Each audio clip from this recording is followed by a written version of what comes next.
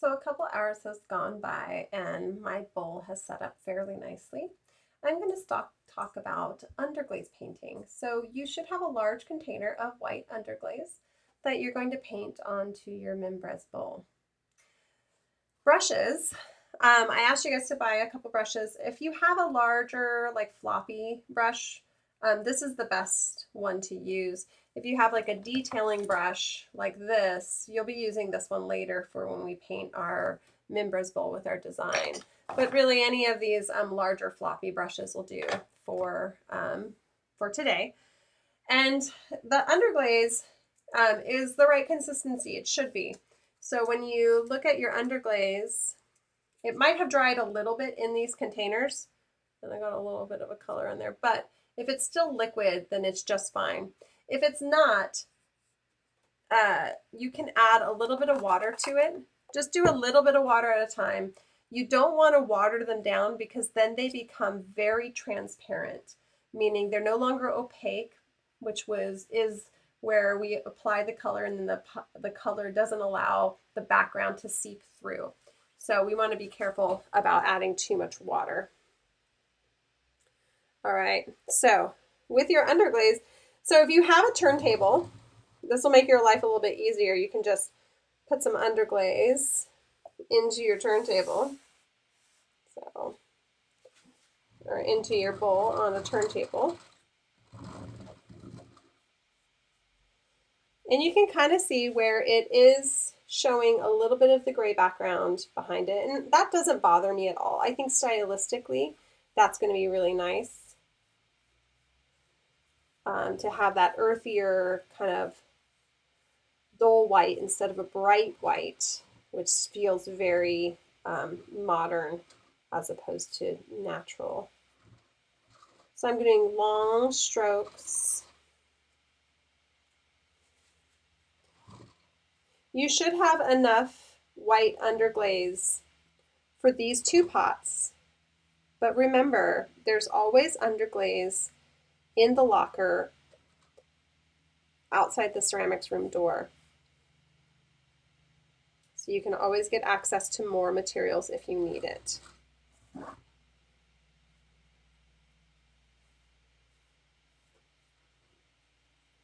So long strokes.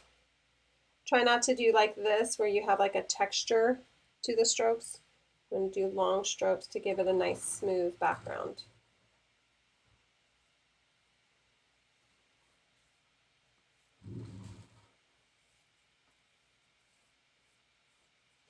And that's all you're going to do for your first two bowls is paint them white, and then you're going to give it a chance to set up. Now I'm going to choose to get the white right on the edge here. I'm not going to paint the outside of my bowl white because you don't really have to do the design on the outside of the bowl. You're doing the design on the inside of the bowls. But I want the edge of my bowl to have a nice white edge.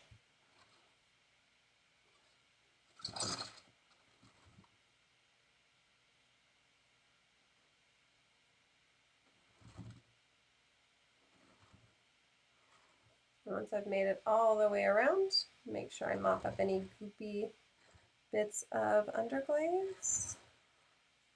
And then I can set this aside and let it dry for 20 minutes or so.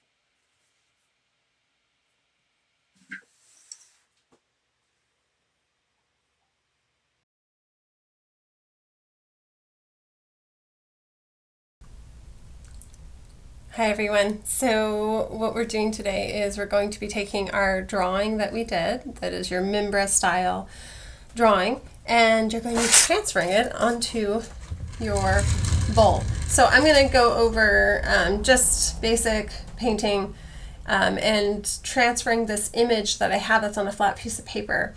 It is going to involve cutting up your sketch and write.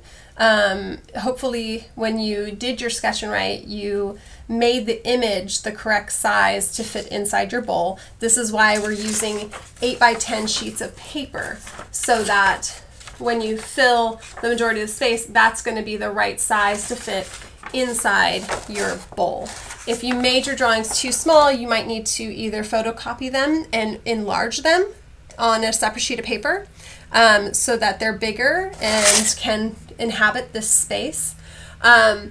If you made them too large, you'll have to do the opposite, where you have to make them smaller. So first and foremost, you want to take your image and take a pair of scissors. And of course you have like writing, make sure that you submitted your sketch and write, or you have a photocopy, meaning a photographed copy of it. So I'm going to cut right along the edge of my hippo. I want the silhouette of my hippo, because what I'm going to do is I'm just going to trace the hippo from that outside line onto the bowl.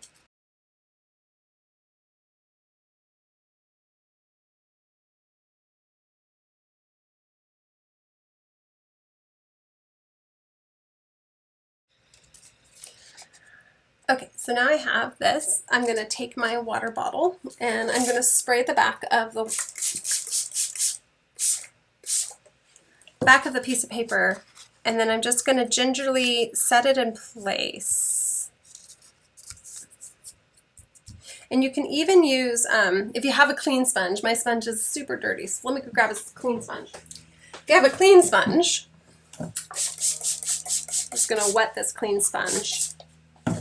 And I'm going to just dab it down, pushing it up against the wall. You can see right there, there's a little crease in the fold of paper. It's okay, just crease it over. It's no big deal, okay? That's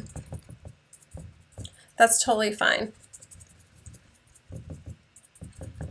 Just make sure the image is in the right position. And now you can use a couple different tools. You can use a dull pencil. This would be great.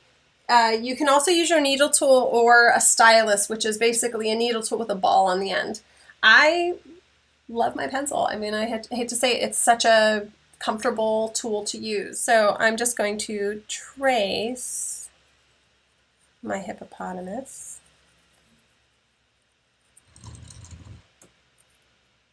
And my clay is hard leather hard at this stage, but it will take a little compression of that line. It will allow for that, so just be prepared. You're going to see some of the white engobe or underglaze kind of gather on the tip of your tool.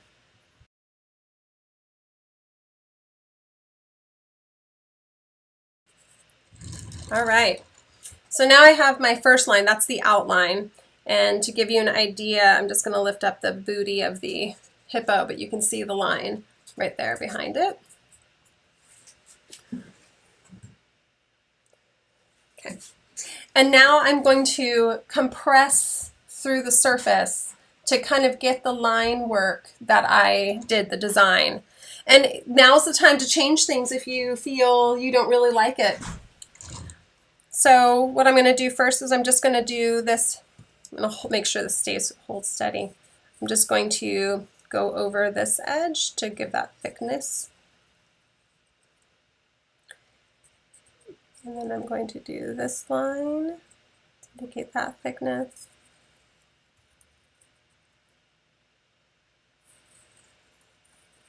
And I'm just going to confirm that the pressure I'm using is enough. Can you see? Let's see if you can see that. There you go, right there. You can kind of see that very subtle line right there where I kind of drew the line this way. It's difficult to see, but I think you can get the gist of it. Okay, so I'm going to go over all my lines, and if I want to change or adapt my design, now is the time to do it. Make sure that as you are pressing the pencil across the paper, that you're using even pressure and you're trying not to go through the paper and tear it.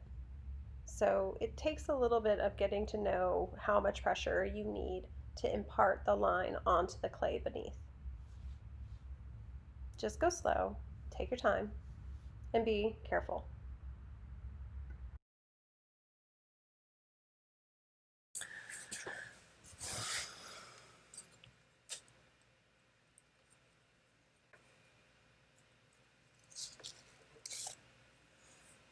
So now I can lift off and you can barely see the line work.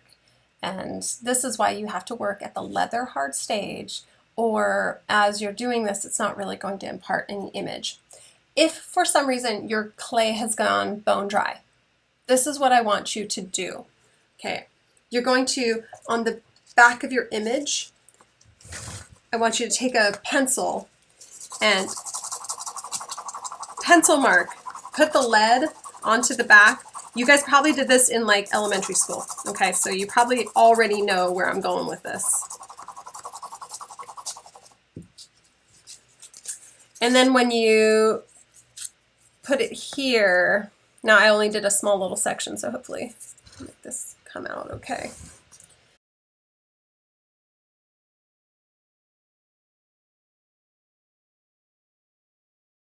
Let's see. You can see it's a little bit darker. That's the pencil lead going through and imparting onto the surface. So if worst case scenario, you got bone dry, that's what I want you to do. Okay.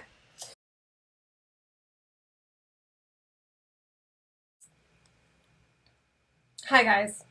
So to the right, you can see my Mimbres bowl is finished because I forgot to hit the record button when I was doing my demonstration. So I did my demo and I didn't even record it. So I'm going to try to salvage this as much as I can and talk to you about how I got the imagery on once I've traced my Mimbres hippopotamus onto my bowl.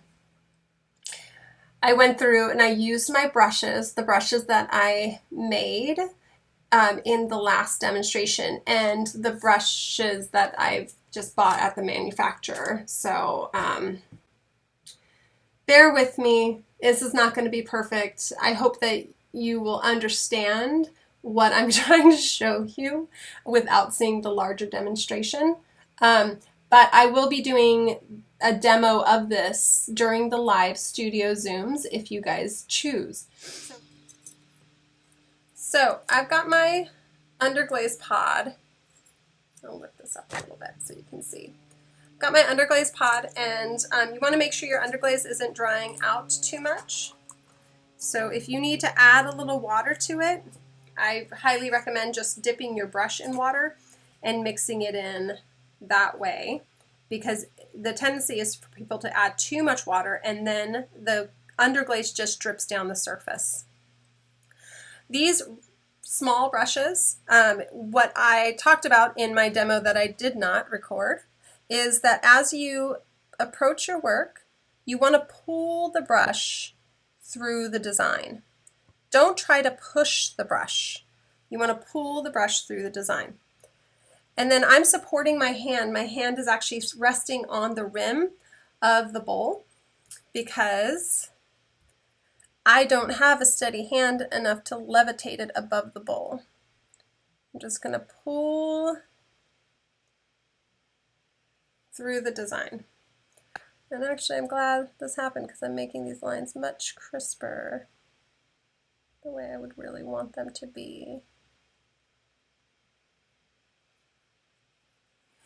For larger areas, like this area, you can use a more standard brush that you might have gotten in a brush toolkit, and you just want to paint on the surface. 2 coats should be more than enough to give you a really nice black surface.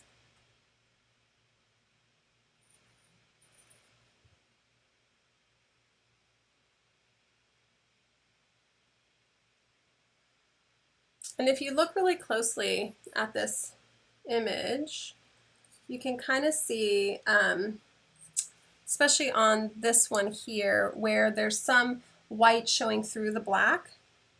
The one on the right is simply wet, so it's reflecting light. It's not showing white through, it's just reflecting light. But when I go through over this the second time, it becomes much more opaque and much more dense.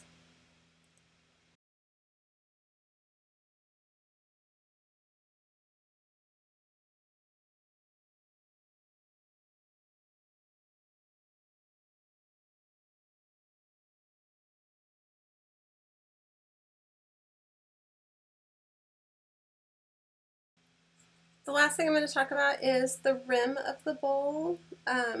During my faux demonstration, I drug this around the rim of the bowl.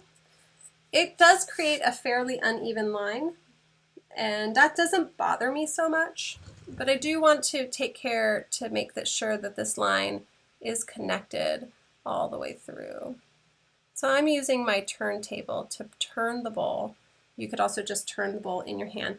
And if you feel like you messed up, like that line doesn't feel very solid, it still has a lot of space in it, I can go back over it, thickening it up a little bit and making it more solid.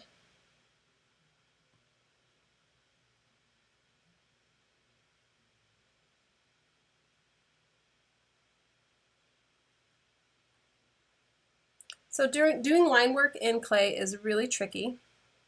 It takes a super steady hand, and if you have a turntable, that will bode well for you.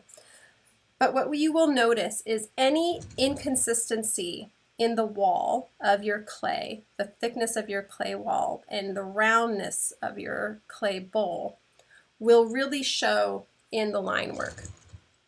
So as you put this line across this, what you think is a flat surface, it will show you where it's not flat, where you might have like a indent.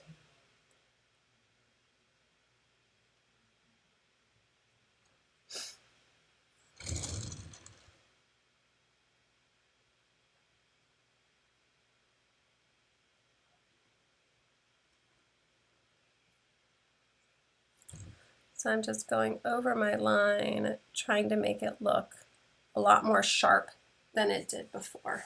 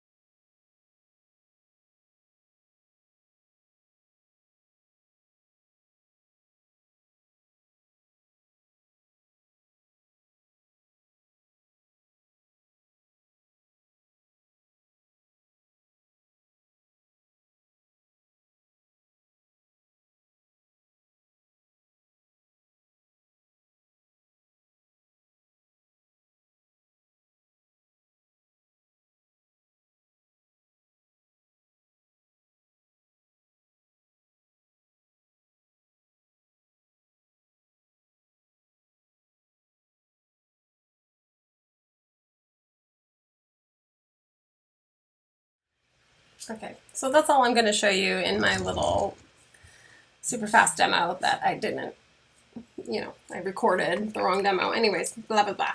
So I hope you guys take away a little bit of information from there. One thing you want to do is when you clean your brushes, especially your manufactured brushes, you want to clean your brushes in some water This dirty water can go down your sink. It's no big deal. It's totally calcined, so it's safe to just put down your drain. It's not going to clog it.